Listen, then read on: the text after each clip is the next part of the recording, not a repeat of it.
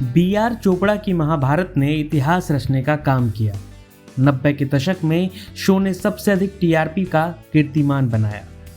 वैसे तो शो से जुड़ा हर किरदार बहुत पॉपुलर हुआ, लेकिन एक किरदार ऐसा था जिसकी आवाज़ ने दुनिया को दीवाना बना दिया। यह किरदार था समय का। मैं समय हूँ। इस एक लाइन को सुनते ही दर्शकों में आज भी रोमांच भर जाता है। यह किरदार महाभारत सीरियल का सारथी था और इसलिए इसकी आवाज़ ढूंढने के लिए बी आर चोपड़ा और रवि चोपड़ा ने खूब मेहनत की थी। युधिष्ठिर का किरदार निभाने वाले गजेंद्र चौहान बताते हैं, इस समय के डायलॉग नरेशन के लिए पहले दिलीप कुमार और फिर अशोक कुमार को लिया गया था, लेकिन बात नहीं बनी।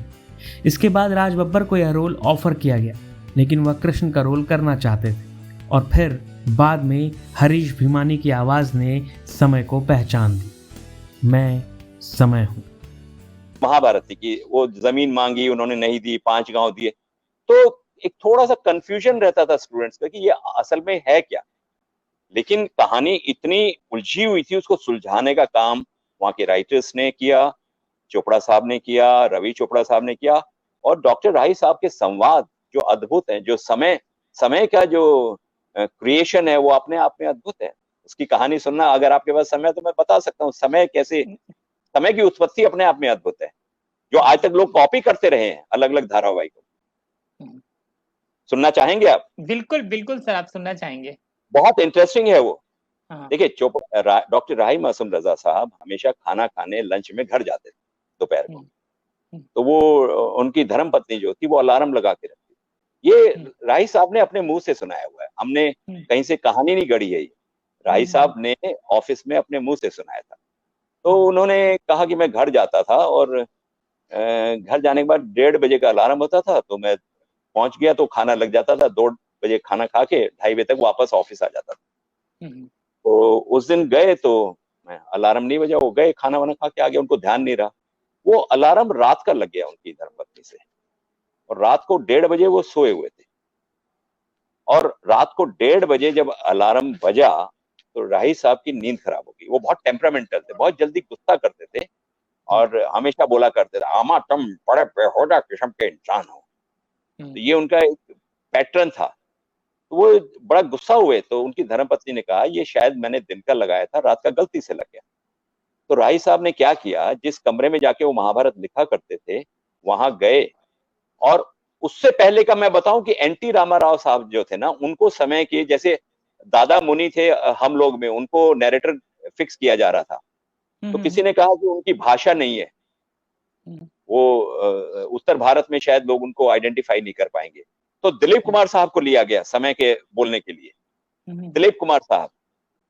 तो किसी ने कहा कि इतने माइथोलॉजी में दिलीप कुमार साहब आके बैठेंगे, वो थोड़ा उर्दू के शब्द भी बोलेंगे तो शायद ना अच्छा लगे। और चोपड़ा साहब की खास बात ये थी कि वो सुनते सबकी थी, सबकी सुनते थे बातें। तो ये जो किस्सा हुआ फिर राही साहब के साथ अलार्म का, तो उन्होंने उस रात पहली बार अपने कमरे में जाके लिखा कि समय बड़ा बलवान है, समय मेरी नींद खराब कर सकता है, तो समय कहानी क्यों नहीं सुना सकता। और उस रात लिखा, मैं समय हूं और आज मैं आपको हस्तिनापुर की कहानी सुनाऊंगा। तो ये जो लाइन है उस अलार्म की वजह से। वाह, क्या बात है, बहुत सारे किस्से। और सर ये कृष्ण के रोल के लिए कितने लोग आए थे? बॉलीवुड से कोई आया था? ऋषभ शुक्ला थे, राकेश पांडे जी थे, राज बब्बर साहब ने भी ऑफर किया था कि मैं भी कृष्ण प्ले करना चाहता हूं, और कई किरदार थे जो इन्होंने ऑफर किया था। बट उस वक्त प्रॉब्लम ये थी कि जैसे विजेंद्र घाट के जो हैं वो भीष्म पितामह के रोल के लिए फाइनल हो चुके थे, बल्कि वो तो गेटअप में भी बैठे थे शूटिंग वाले दिन सेट स्टूडियो के अंदर। तो कृष्ण के रोल के लिए जो नॉन फेसेस थे वो तो बहुत सारे आए, लेकिन जो दूसरे थे वो भी बहुत लंबी लाइन थी।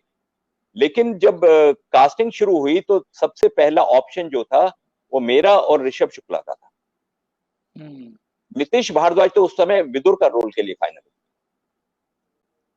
उसके बाद ऋषभ शुक्ला जब शांतनु के रोल के लिए फाइनल हो गए, तो उन्होंने, चोपड़ा साहब ने फिर मुझे और नीतीश को कृष्ण की भूमिका के लिए रखा, और हमारे कई बार ऑडिशन साथ में हुए, और दोनों की स्माइल, दोनों के एक्सप्रेशंस, दोनों की आंखें, दोनों का संस्कृत की संस्कृत का ज्ञान, संस्कृत का बोलने का स्टाइल, ये सारी चीजें वो देखते थे बार बार।